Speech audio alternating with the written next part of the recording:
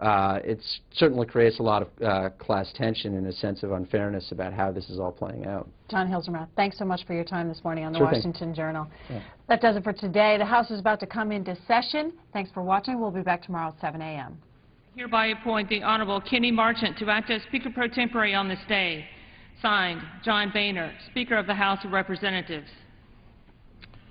Pursuant to the order of the House of January 5, 2011, the Chair will now recognize members from lists submitted by the majority and minority leaders for morning hour debate. The Chair will alternate recognition between the parties, with each party limited to 1 hour, and each party other than the majority and minority leaders and the minority whip limited to 5 minutes each. In no event shall the debate continue beyond 11:50 a.m. The Chair at this time recognizes the gentleman from Oregon, Mr. DeFazio, for 5 minutes.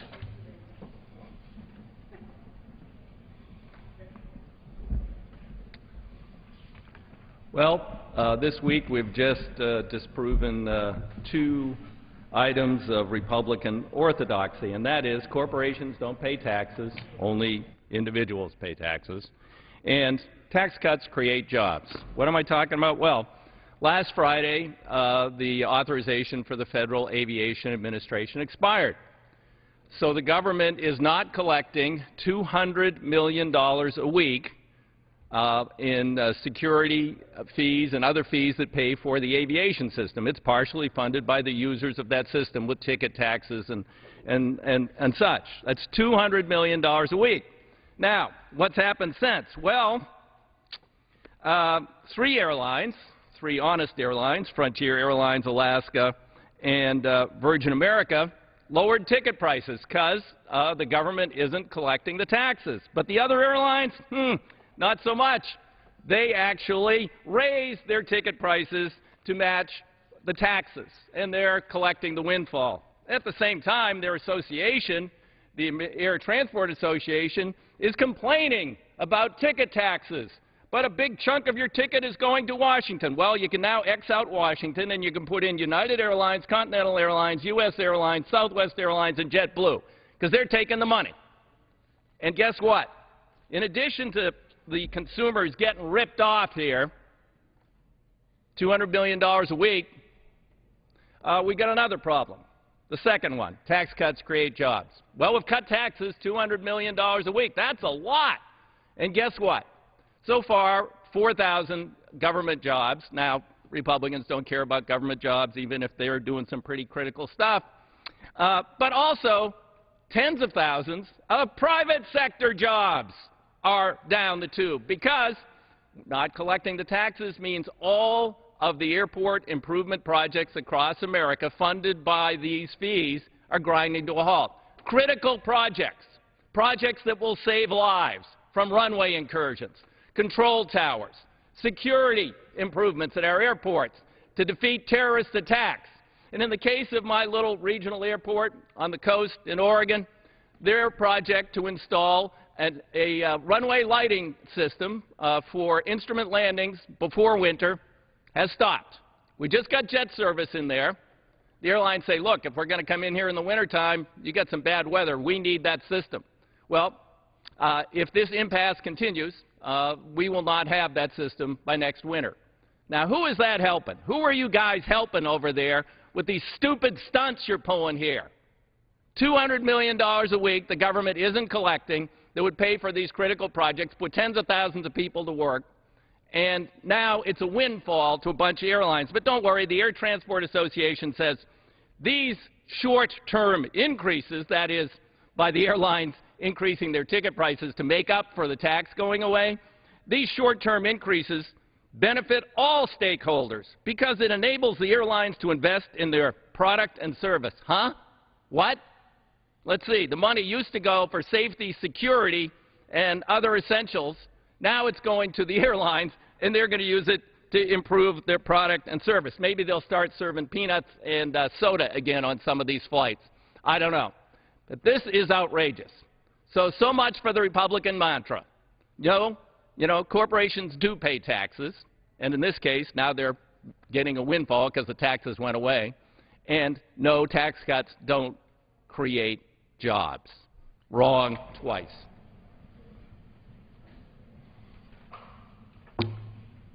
This time the chair recognizes gentlewoman from California, Ms. Roybal Allard, for 5 minutes. Mr. Speaker, today I rise to introduce the Communities of Color Teen Pregnancy Prevention Act of 2011. My bill addresses the sobering fact that the United States has the highest teenage pregnancy rate of any developed nation. With nearly 750,000 pregnancies a year, teen pregnancy is a critical public health issue that costs our country $10.9 billion annually. Contributing to the seriousness of this issue is that 82% of these pregnancies are unplanned. While it is true our nation has made progress in reducing the rate of teen pregnancy, the fact remains that many minority communities still have disproportionately high rates. For example, among all Latina and African American girls, over half will get pregnant at least once before age 20, compared to 19% of Caucasian non-Hispanic girls. Giving birth during these teenage years increases the risk of infant mortality, premature birth, complications, and low birth weight. Also of great concern is the fact that teen pregnancies can lead to significant social, educational, and financial burdens to families and to our country.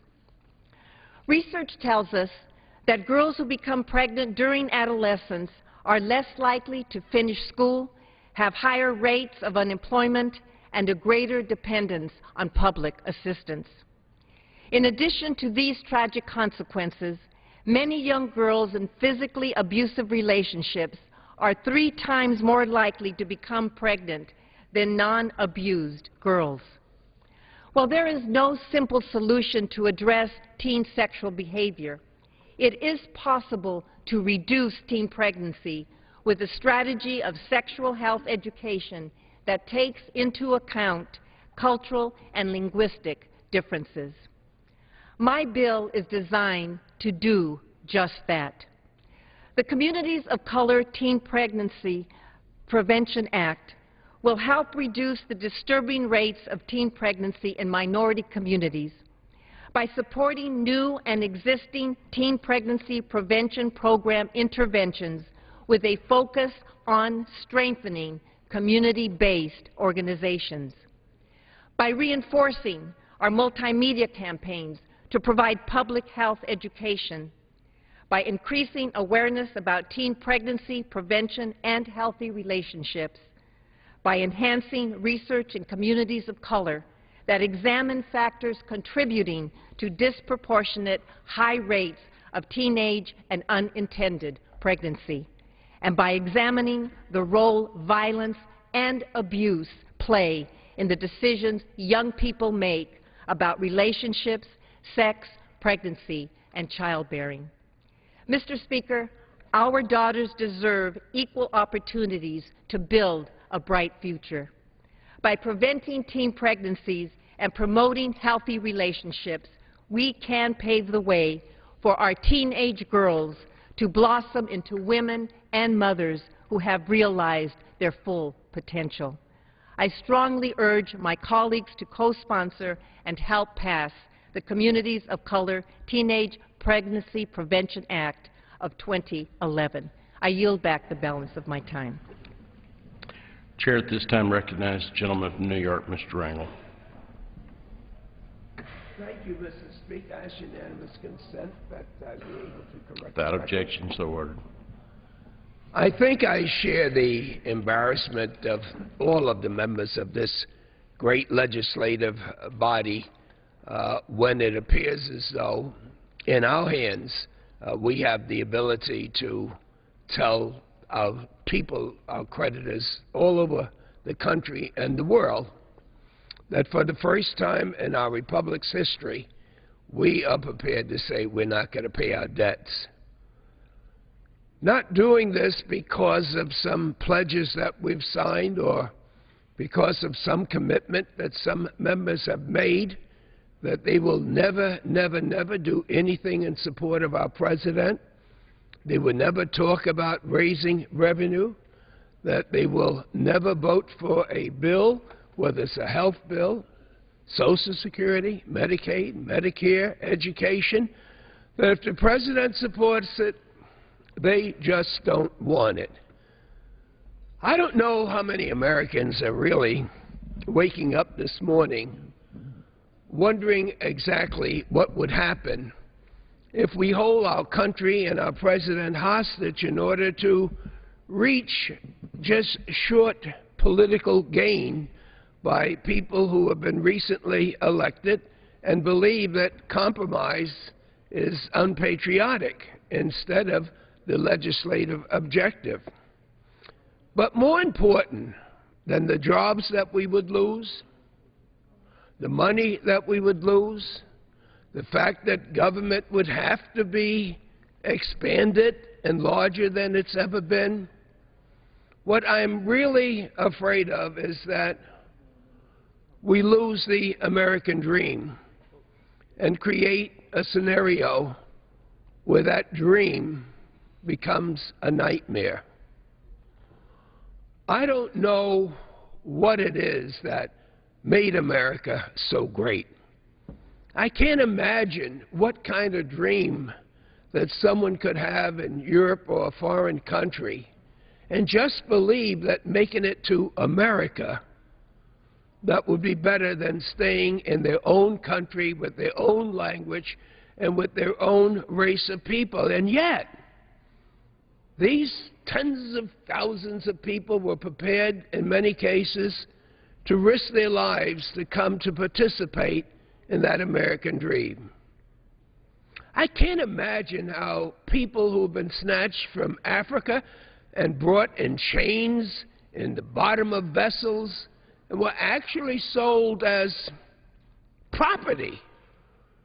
And yet, instead of saying that they want to go back to Africa, they adopted our Bible, they adopted American customs, but most importantly, with all of the obstacles that they had to overcome, they adopted the American dream.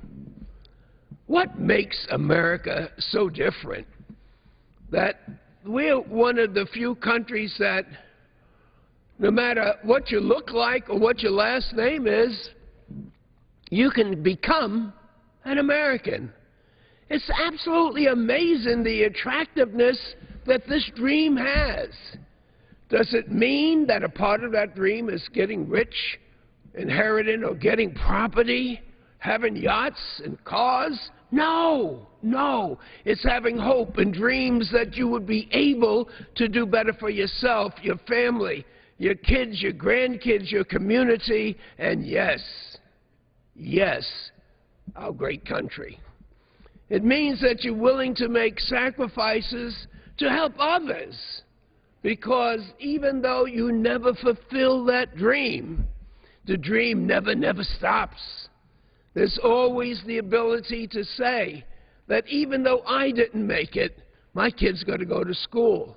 Even though I didn't make it, there's going to be the possibility that I'll be living in a better world, a world of peace, a world of harmony, a world that makes no difference where you came from, that you have a dream that can be fulfilled in this country.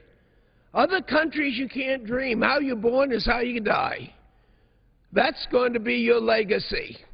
But in America, now all of this is going to be placed in jeopardy because we don't have the guts to call out those people that obviously would rather have this dream shattered, not just for those people that are here, but there are people all over the world that watch us. And maybe they don't have the ability to come here and become a part of that American dream still. Throughout the Middle East, you see other people saying, I too can dream. I can be somebody. Don't let that dream become a nightmare. Support our president, support our fiscal system, and support that dream. I yield back the balance of my time. Chair recognizes the gentleman from Georgia, Mr. Westmoreland, for 5 minutes. Thank you, Mr. Speaker. Mr. Speaker, I come to the House floor to remember a great friend, a good friend of mine who passed away last Tuesday. Thomaston City Council member Ed Bell was a huge presence in Georgia and a devoted cheerleader for both Upson County, the city of Thomaston, and me. Ed's life of tireless service started when he entered the U.S. Navy as an aviation ordnance man for 4 years during the Korean conflict. He continued with a sense of duty as an agent with State Farm Insurance, where he worked for 33 years and became a mentor for every State Farm agent under his direction. He was an agent's agent, and the people that he insured knew that Ed was their agent and that he was there to protect their interest. Ed was serving his 4th term on the Thomaston City Council and was truly dedicated to improving the lives of those in his community. If I ever found myself within 25 miles of Thomaston and made the mistake of not calling Mr. Ed, you can bet that he would somehow find out and I would get an earful over the phone for not coming by to see him. And when you came to visit, you had to be sure to set enough time for Ed to introduce you to everyone in town, even though he had already done it many times before. Even in the years later, Ed could wear a much younger man out with his enthusiasm for showing visitors around his beloved city, taking them through the courthouse and around the city square. Ed really was Mr. Thomaston. He was serving on my district small business committee as well as serving on the Thomaston Upson Arts Council, the Upson County School Board, the Lions Club, and as deacon at First Baptist Church of Thomaston. In recognition of all of Ed's work, he was rewarded the well-deserved Lifetime Achievement Award in 2009 from the Thomaston Chamber of Commerce Committee. There's a laundry list of groups impacted by Ed's energy, and his involvement could never be replaced or forgotten by anyone. The dedication Ed showed to his community pales in comparison to his dedication to family. My thoughts and prayer continue to be with Patricia, Ed's wife of 55 years, his 3 children, Dick, Debbie, and Nancy, and his 6 grandchildren, one of whom, Will, is currently serving as an intern in my Newton office. I cannot adequately express, Mr. Speaker, how grateful I am to Ed and his family for all that he has done for Georgia and for me. So, Ed, until we meet again, we all miss you. And I yield back. At this time, the chair recognizes the gentleman from Massachusetts, Mr. Frank, for 5 minutes. Without objection. So ordered. Mr. Speaker, members often come to the floor to talk about Inspector General reports about agencies, and they are almost always critical reports that document shortcomings.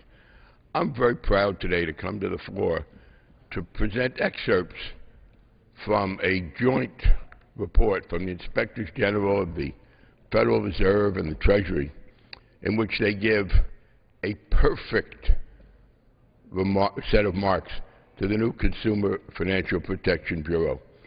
Those 2 agencies looked into this agency. This is an agency that is being set up under fire, unfortunately, in a somewhat unusual situation. And what the Inspectors General have reported is that they've done everything right. That, quote, they identified and documented mission-critical activities and legislative mandates. That the CFPB has developed and is implementing appropriate plans. We find that they are implementing appropriate plans that support ongoing operations as well as the transfer of employee and functions. They created several agency-wide documents that identified and tracked priorities.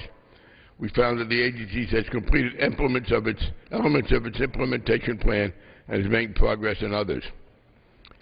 It is a joint report from two inspectors general that says they've done everything right, and I want to put that forward. I want to put it forward in part because the individual most singly responsible for this great success, as she was for the idea of creation of this agency, is Elizabeth Warren. Elizabeth Warren is one of the most able and dedicated individuals to dedicate herself to public service that I've ever encountered. I regret very much that uninformed political opposition denied her the appointment to be the head of the agency, because she was not only the creator of this idea and a great partner for those of us on the Financial Services Committee. I see my colleague from Wisconsin, Ms. Moore, who was an important part of this on the floor, as we set this up in the face of significant opposition from vested interests and from ideologues. But having had the idea, she then presided as the appointee of the Secretary of the Treasury and of the President to set this agency up in an extraordinary way, and it is now, on the date when it takes off, ready to function. So she was not simply the creator of the idea and a great advocate, but she has shown herself to be a great administrator. And I regret the fact that she is not getting this. And I want to just talk for a minute, although I have great confidence in the appointment of Mr. Cordray, whom the President has appointed. He was an outstanding Attorney General. He will be an outstanding director. But I want to reflect for just a minute on why we had such unwarranted opposition to a woman of great sense and of moderation, a woman who understands the market and was ready to help it function. Part of it, I have to say, was gender bias. Along with Sheila Bair, recently departed as the head of the FDIC, Ms. Warren encountered from some people, maybe unconscious on their part, the notion that a very strong-willed woman with strong opinions might have a place, but not in the financial sector. And I regret the loss of both of these. But there was also, on the part of my most conservative Republican colleagues, a recognition that she was a threat. And I want to give credit, and I disagreed with the position not to appoint her, but I give credit to President Obama and Secretary Geithner, because they helped us get this agency created, and they did put her in the position and gave her their full backing to get it this far. We have ideologues here who would have people believe that the government is always a bad thing, that less government is always better. We see this in this notion that we should cap government at X% or Y%. Well, I don't regard more firefighting as a bad thing. I don't think research into Alzheimer's and cancer is something we need to limit. I am not opposed to fixing bridges and highways. So this notion that government is always bad is mindless. But there's a particular problem, because there are areas where, in the private sector, is a place that will create wealth. And I want us to do what we can to create the right conditions for the private sector. But there'll be times when we need the government to protect people from the private sector. That was the rationale of the Consumer Bureau. The Consumer Bureau was set up, and it's a very popular entity, to protect individual citizens from abuses in the private sector. And it's working well. It was well designed, I must say. It was well set up, as the inspectors general have said. And I believe my most right-wing colleagues are terrified that their false notion that the government is always the source of the problem and the private sector is always the source of the good. And sometimes the government does create problems, and much of the time the private sector does create wealth. But there are times when the public sector has to protect people from the private sector. The Consumer Bureau was set up for that. Now, the chairman of the Committee on Financial Services, Mr. Backus, said the other day, we don't worry about the Federal Deposit Insurance Commission, the Federal Reserve. What we worry about is an agency that exists solely to protect consumers, because he's also the one who said that he thought the regulators, the bank regulators, were there to protect the banks. Well, we want to have a regulator that's there to protect the consumers. And I salute Elizabeth Warren. I regret that she will not be able to continue the excellent work she's done, but it will live on as a tribute to both the idea she had, the political work she did with us to get it created, and the extraordinarily good administrative work she did in setting it up. I believe Mr. Cordray and the others will do a very good job, and we will soon have proof that the public sector can, in some cases, protect citizens from private sector abuses. Chair recognizes the gentleman from Minnesota, Mr. Paulson, for 5 minutes. Well, thank you, Mr. Speaker. I rise today to congratulate the people and the Liberian people on 164 years of independence. Liberia, which translates to land of the free, shares a unique history with the United States.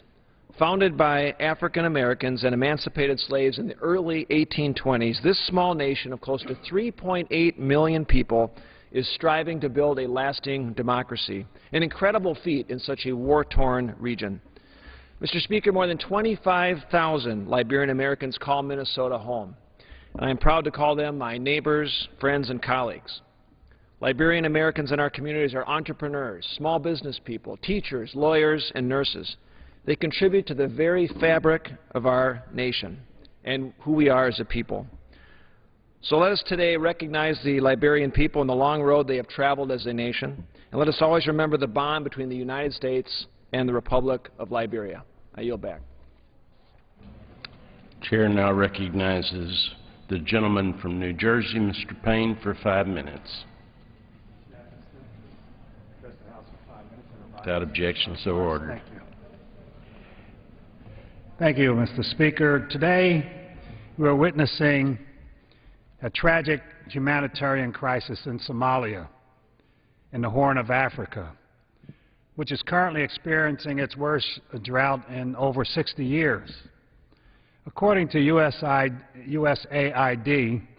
crops have failed, livestock have died. Prices in the local markets are too high for most people to buy what they need to feed their families. On July 20th, 2011, the United Nations announced that famine existed in 2 regions in Somalia. The crisis is affecting over 11 million people throughout the region, and USAID estimates that over 3.2 million people are in life-threatening situations, and they are in need of dire food, water, and medical attention. Additionally, over 80% of those fleeing Somalia are believed to be women and children. At Kenya and Ethiopia's refugee camps, Somali children under 5 are dying at an alarming rate. I visited a camp in Kenya 2 years ago, the Dadaab camp, where many of the refugees from Somalia are going. There are 5 times as many people in that camp as the camp can handle. It was overcrowded 2 years ago, and with the drought, it is just becoming almost impossible to sustain life. An alarming 60% of the people are at risk. And still in al-Shabaab-held territory, al-Shabaab is supported by al-Qaeda, and they initially said there was no drought. Denial, because in the part of the country that they are in charge, the drought is very serious, especially in southern Sudan. Then they did agree that the drought was occurring, and then said they would allow humanitarian organizations to come in to that area and to distribute food and medicine. However, just last week, they changed their position again. And we cannot have the political warlords, as we saw in the 90s when Adid and Adamadi and the original drought that the United States became involved in Somalia. We cannot allow that situation to happen again. The World Food Program and the United Nations are desperately trying to get the food, water, and medical assistance into that area, and we're going to continue to ask the al-Shabaab people to allow the food to come in.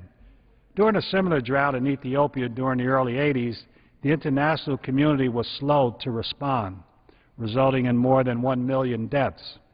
Then world leaders said never again.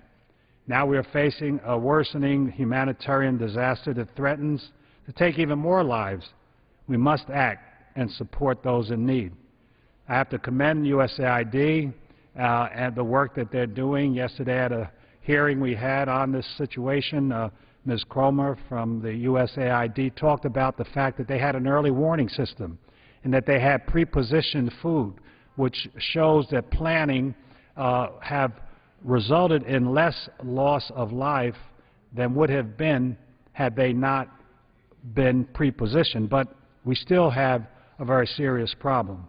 Last week I introduced H-Res 361 calling attention to this crisis, and we have already over 50 co-sponsors. Indeed, Congress is taking notice. My colleague Jim McGovern, Joanne Emerson, members of the Hunger Caucus, along with myself and Barbara Lee and Maxine Waters and Gwen Moore and others have been very vocal on this issue. Ms. McCollum also has added her voice from Minnesota. The crisis is worsening, though. The Famine Early Warning System Network believes that within the next 1 or 2 months, the famine will spread throughout all of southern Somalia. As the situation has grown more dire, over 600,000 Somalis have fled to neighboring countries, some walking hundreds of miles to refugee camps. The roads to these camps in northern Kenya and eastern Ethiopia have been described by the Washington Post just yesterday and others as roads of death. Thousands of women, children, and elderly are left on the side of the road, weak from malnutrition, unable to continue. They are resting on those who have already died. And so I ask all of you to respond to this very serious situation. Yield back the balance of my time. This time the chair recognizes Mr. Goodlatte from Virginia for 5 minutes. Thank you, Mr. Speaker. Mr. Speaker, March 2nd, 1995 was a pivotal day in the history of our country. On that day, the United States Senate failed by 1 vote to send a balanced budget amendment to the states for ratification. The amendment had passed the House by the required 2/3 majority previously, and the Senate vote was the last legislative hurdle before ratification by the states. If that amendment had passed, then we would not be dealing with the fiscal crisis we now face. If that amendment had passed, then balancing the budget would have been the norm rather than the exception over the past decade, and we would have nothing like the annual deficits and skyrocketing debt that we must address today.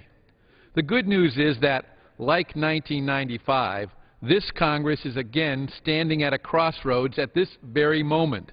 The decisions we make this week could steer the direction of the country for many years to come. We have an opportunity now to take action to ensure that our children will face a much brighter fiscal picture. We must not allow ourselves to miss this opportunity. And while, yes, we definitely need to deal with the debt limit squarely in front of us and take the opportunity to make significant cuts in government spending, we also must have a long-term solution to this problem. And that long-term solution is a balanced budget amendment to the United States Constitution. We can, I hope, will have the opportunity to vote on such an amendment this week.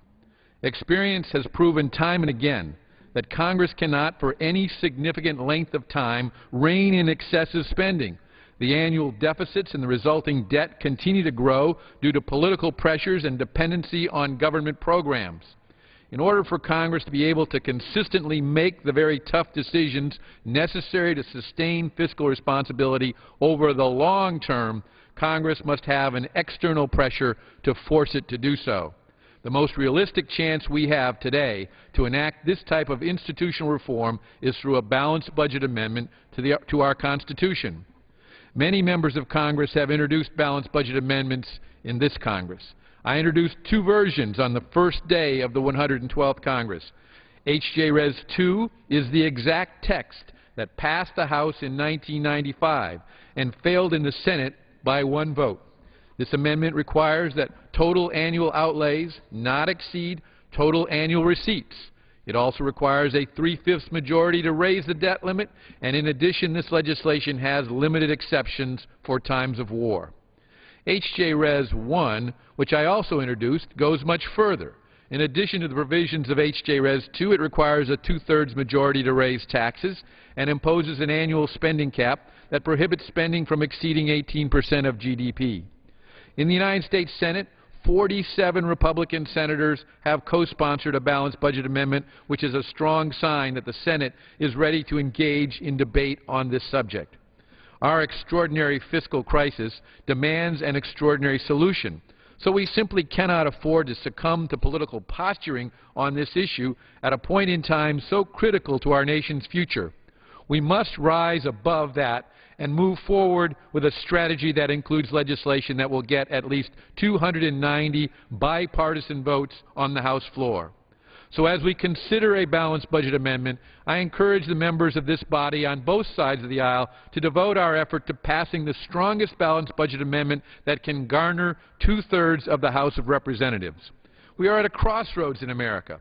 We can make the tough choices and control spending, paving the way for a return to surpluses and ultimately paying down the national debt, or we can allow big spenders to lead us further down the road of chronic deficits and leave our children and grandchildren saddled with debt that is not our own. The choice is ours. The stakes are high. Failure is not an option. The gentlewoman from Wisconsin, Ms. Moore,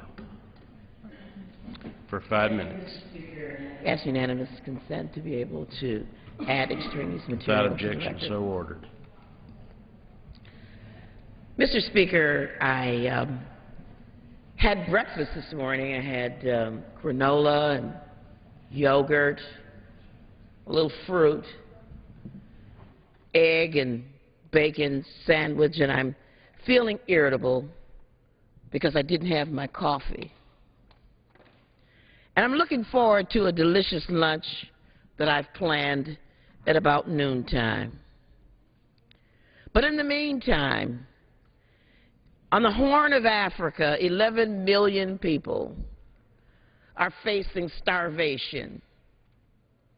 And not because they're lazy people or unworthy people, but because they're suffering from the biggest drought that they have seen in 60 years, because they're experiencing flooding, because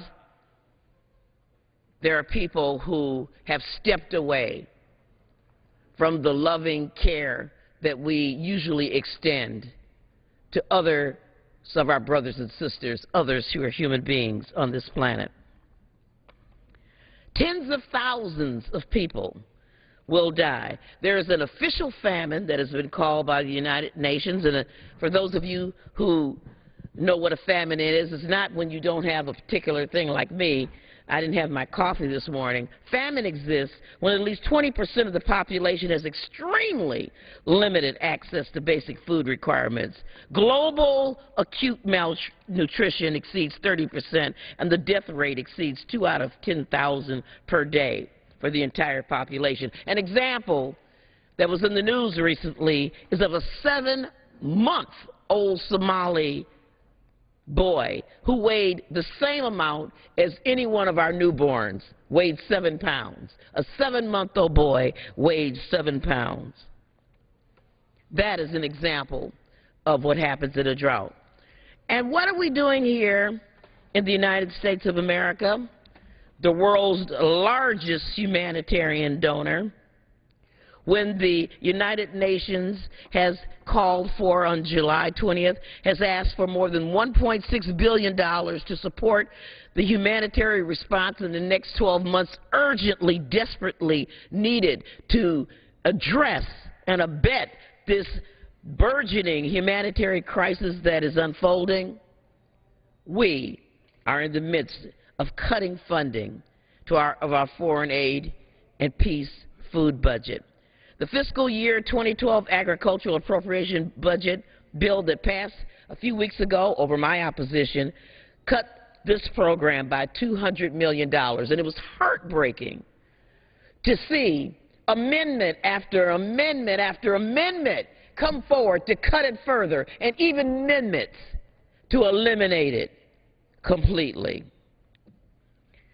As the United States' largest food humanitarian donor, we need to do more. We talk about balanced budgets here, and there are people in this world, our brothers and sisters, who don't even have a balanced meal on a day-to-day basis.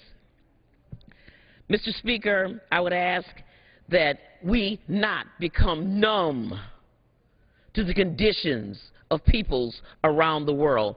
less than 1% of our budget goes toward foreign aid, and that includes operations of the State Department and everything, Mr. Speaker. I'm asking that in these discussions of debt and deficits that we do not turn an eye and a deaf ear to those people who are starving. And of course, before I yield back my time, I just want to mention, Mr. Speaker, that of course we know who suffers disproportionately among the poor. The usual suspects, women and children, are disproportionately represented among those who are food insecure, those who are starving, and those who die. And with that, I would yield back the balance of my time. Chair recognizes at this time the gentleman from California, Mr. Herter, for 5 minutes. 6 days, Mr. Speaker. 6 days until we exceed the debt limit, and we still haven't seen a plan from the White House. However, we have the first 2.5 years of his administration as an example of the future he wants for America. The President's policies display his commitment to unchecked government spending. The President supports massive tax hikes on a nation already enduring the worst jobless recovery since the Great Depression. The President is content to ignore our entitlement crisis. His actions over the last 2.5 years have put this country in significantly worse shape than when he took office. We have seen a total failure of leadership from the White House. He threatened to veto the common sense solutions of cut, cap, and balance.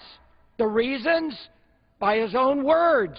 He wants a debt limit increase to carry him through the next election. Mr. Speaker, the American people have had enough. We need action, and we need it now. No more speeches, no more rhetoric. The American people deserve to know what the President's plan is. It's time for President Obama to come to the negotiating table and work with us.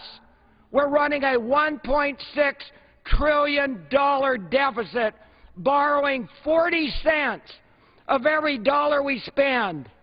Without action, we will guarantee our children and grandchildren a future far less bright than the one our parents left us. Republicans are here, ready to make the tough decisions, cut spending, and reform the way business is done in Washington. We're ready with solutions that would turn around our debt crisis and begin getting America back to work. But these solutions will remain a fantasy as long as the President's focus remains on politics and re-election rather than the good of the American people. We have 6 days left. It's time to act. Chair at this time recognizes the gentleman from New York, Mr. Higgins, for 5 minutes. Mr. Speaker, I rise to celebrate the memory of James T. Malloy. Many in Washington knew Jim as a former and last doorkeeper of the House of Representatives. Western New Yorkers know Jim as a proud third-generation Irish American and a proud career public servant. Jim was born on June 3, 1936. He was raised in South Buffalo and paid his way through Canisius College. He developed his strong work ethic working in the grain elevators on Buffalo's waterfront as a member of the city's fire department. He also worked as a school teacher for the city of Buffalo and the city of Lackawanna. Jim came to Washington, D.C. in 1968 at the invitation of Congressman John Rooney. He managed the House Finance Office until 1974, when he was elected doorkeeper of the House. He held this position until it was eliminated in 1995. As the last doorkeeper of the House, Jim was a member of an elite group. Only 34 people have served in this position in our 215-year history. He oversaw more than 400 employees and administered a budget of $6.8 million. He introduced presidents and heads of state and coordinated 71 joint sessions of Congress. Regrettably, I did not have the honor of serving in the House of Representatives during Jim's tenure, but he was a friend and an endless source of help and advice. I have long been inspired in my own service by his strong commitment to this institution. In fact, numerous Western New Yorkers were inspired to consider political careers thanks to Jim Malloy. It was well known that Jim had a particular affection for helping Western New Yorkers visiting the Capitol and young Buffalonians looking for work in our nation's capital as well. Jim was recognized on numerous occasions for his service. He received the Outstanding Citizen Award from the New York State AFL-CIO, the President's Award from the New York State Federation of Police, and the United States Senate Youth Alumni Association Outstanding Service Award. He received an honorary Doctor of Laws degree from Canisius College and was named the Congressional Staffer of the Year award by roll call. In 2005, I was the proud sponsor of legislation that was signed into law naming a post office on South Park Avenue in our shared neighborhood of South Buffalo after James T. Malloy. The loss of Jim Malloy will be felt for many years to come by all who knew him. At this time, Mr. Speaker, I ask for a moment of silence in honor of a servant of this institution, James T. Malloy. Thank you, and I yield back.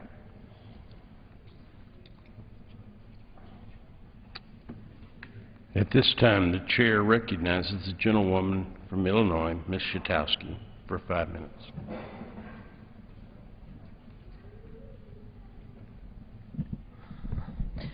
Thank you, Mr. Speaker. I rise today as a member of the Progressive Caucus to draw attention to the devastating effects that could be caused if the United States were to default on its debt.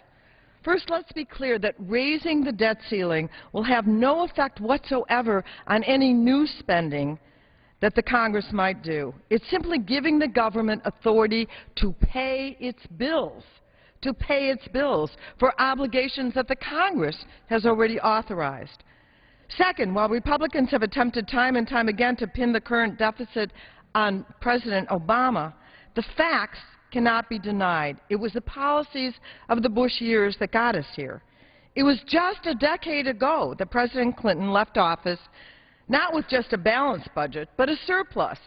And the Congressional Budget Office declared in 2001, quote, "The outlook for the federal budget over the next decade continues to be bright." That quote, of course, came before the 2001 Bush tax cuts were signed into law. 2 wars that weren't paid for, put on the credit card, 2 tax cuts that weren't paid for and that mainly benefited the wealthy, and a devastating recession that may have been prevented had government regulators not turned a blind eye to Wall Street greed. The Bush policies ran up the bills. Those are the bills that our country is committed to pay, and those are the bills that need to be paid if the full faith and credit of the United States is to be protected. So now this Republican-manufactured crisis could be solved in 5 minutes if we simply pass a clean debt ceiling increase like we did 8 times during the Bush administration, 18 times under Ronald Reagan, and then turned our attention immediately to ways to put our fiscal house in order, focusing on the real crisis, which is the jobs crisis. Instead, Republicans are choosing to hold our nation's financial standing hostage with potentially devastating consequences. Allowing a default on the debt would essentially be a tax on every American family. Interest rates on everything from mortgages and auto loans to credit cards and small business loans would immediately soar. A conservative estimate suggests that the effect of an increase in interest rates could cost a homeowner with a 30-year mortgage of $172,000 an additional $19,100 more over the life of the loan.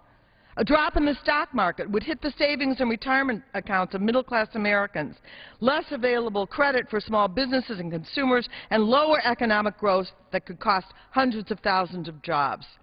In addition, if the country can't pay its bills, an unthinkable scenario becomes a reality. having to choose between what aspects of the government to fund and what bills to pay. 70 million checks are due to go out next Wednesday. Those include Social Security and veterans and our military families, and these checks are threatened. That is the threat the Republicans are willing to make, holding the full faith and credit of the United States hostage in order to push for extreme policies that would gut Social Security and Medicare and Medicaid and devastate the economy and the middle class in order to protect hedge fund managers and corporations that ship our jobs overseas. That is what the Republicans are advocating, but they are not willing to ask for 1 penny more for millionaires and billionaires. We need to deal with our fiscal challenges, and I have offered proposals for how to do that in a way that protects the social safety net and what is now the disappearing middle class. First, we need to create jobs. Putting people back to work will raise revenues and bring down the deficit as a proportion of the economy. Second, we need to eliminate spending we don't need, such as billions of dollars in waste spent by the Pentagon. But we need to protect spending on vital programs like Social Security, Medicare, and Medicaid. And finally, we need to raise revenues in a fair way. I've introduced the Fairness in Taxation Act, H.R. 1124, which would create new tax brackets, beginning at 45% for income over $1 million a year and rising to 49% for income at $1 billion a year, and yes, there are Americans who make that. And according to an estimate by Citizens for Tax Justice, my legislation could raise as much as $800 billion over the next 10 years. Those are the types of proposals that should be considered so that we can achieve fiscal responsibility in a way that protects seniors and children and the middle class and all those who aspire to it. Right now, the American dream itself is at stake. It is slipping through the hands of people that used to be middle class. We cannot tolerate that. We need to raise the debt ceiling. Thank you. This time the chair recognizes the gentleman from Tennessee, Mr. Cohen, for 5 minutes.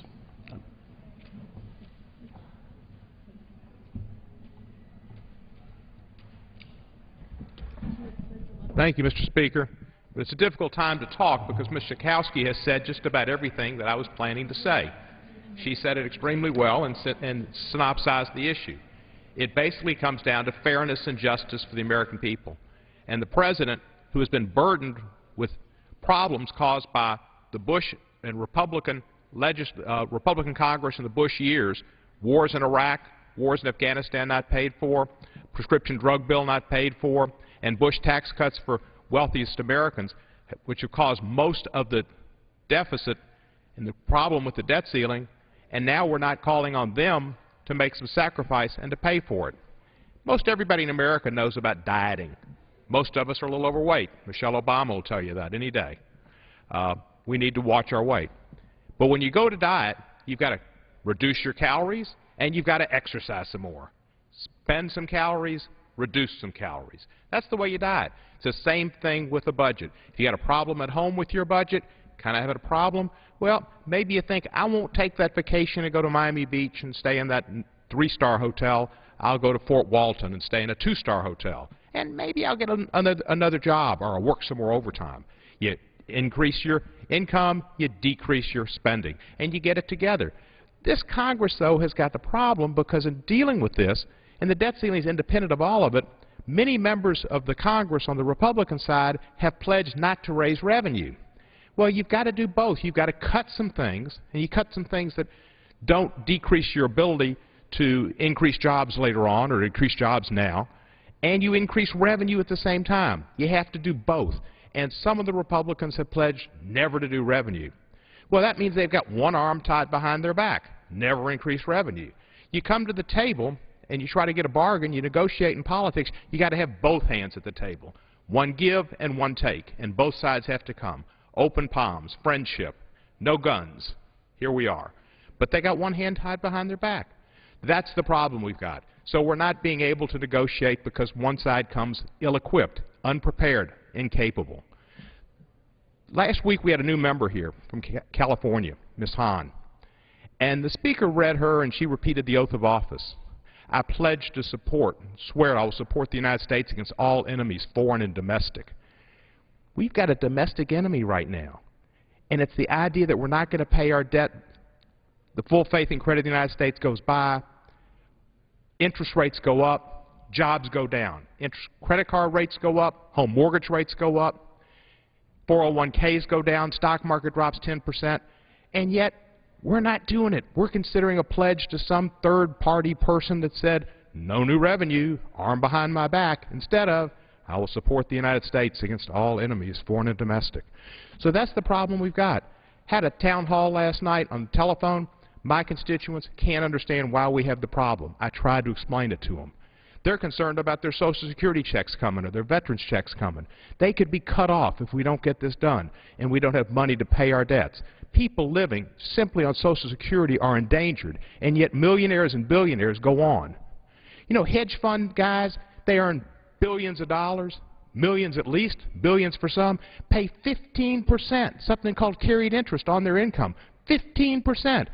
But the average person out there is paying 25, 26, 34 at the most. 15% for the richest guys in New York, spending money outrageously, and the ones that almost brought this economy down. Somebody asked me, is this thing going to pass? I don't know. But I'll tell you this. In my life, and I hope nobody out here listening has had that situation, Mr. Speaker, I've had kidney stones. They're easier to pass than this. Thank you, Mr. Speaker. I've got a pain in my side. This time, the chair recognizes the gentleman from Indiana, Mr. Pence, for 5 minutes. Thank you, Mr. Speaker. I ask unanimous consent to revise and extend my remarks. Without objection, so ordered. Mr. Speaker, this is a difficult time in the life of the people of this country. Families are hurting. Our economy is struggling. The economic policies of this administration have failed to turn around this great recession as it has come to be known. And I believe that runaway federal spending, deficits, and debt are a barrier to our economic recovery, a barrier to putting Americans back to work. We have to change the fiscal direction of this government for this generation, for jobs for Americans today, and for future generations who are facing a mountain range of debt, $14 trillion national debt, $1.65 trillion deficit this year alone. As most of my colleagues know, I've fought against runaway spending on a bipartisan basis. I opposed big government plans when they were offered by Republican presidents and in Republican Congresses. And I fought with equal vigor against the borrowing, the spending, the bailouts, and the takeovers of the recent Democratic Congress and this administration. But now we come to another debt ceiling vote. And as the late Russell Kirk wrote, politics is the art of the possible. The American people are looking in, and they know if you owe debts, pay debts. We have to find a way to pay the nation's bill. But the American people also know we have to find a way to set our nation on a course of living within our means once again. Now, I am still studying Speaker Boehner's proposal, but there is much that recommends it. I have long said that there should be no increase in the debt ceiling without real and meaningful spending cuts and reforms in the short term and in the long term. And in many respects, the deal negotiated with Senate leaders by Speaker Boehner meets that standard. There are no tax increases in the bill. After adjustments to the bill today, there will for certain, according to CBO, be dollar-for-dollar cuts for any increase in the debt ceiling. Also, there are spending caps, a commission, and the possibility of long-term entitlement reform. All of this commends the Boehner plan as an important first step toward fiscal discipline and reform. There's also a call at some point to vote for a balanced budget amendment to the Constitution. And it's my belief in the importance of that last element that brings me to the floor today. I rise to urge all of my colleagues but also to keep an open mind about bringing a balanced budget amendment to the floor that could enjoy broad, bipartisan support. Look, Washington, D.C. is not only broke, it's broken. The American people have seen both political parties run up deficits and debt. Both political parties live outside the means of the American people. And they know in their heart of hearts that something is missing. I believe that's a balanced budget amendment to the Constitution of the United States. Now, I've authored the spending limit amendment to the Constitution. I support the stout version of a balanced budget amendment that Republicans marked up and referenced in the cut, cap, and balance bill, a spending limit cap, a supermajority on tax increases.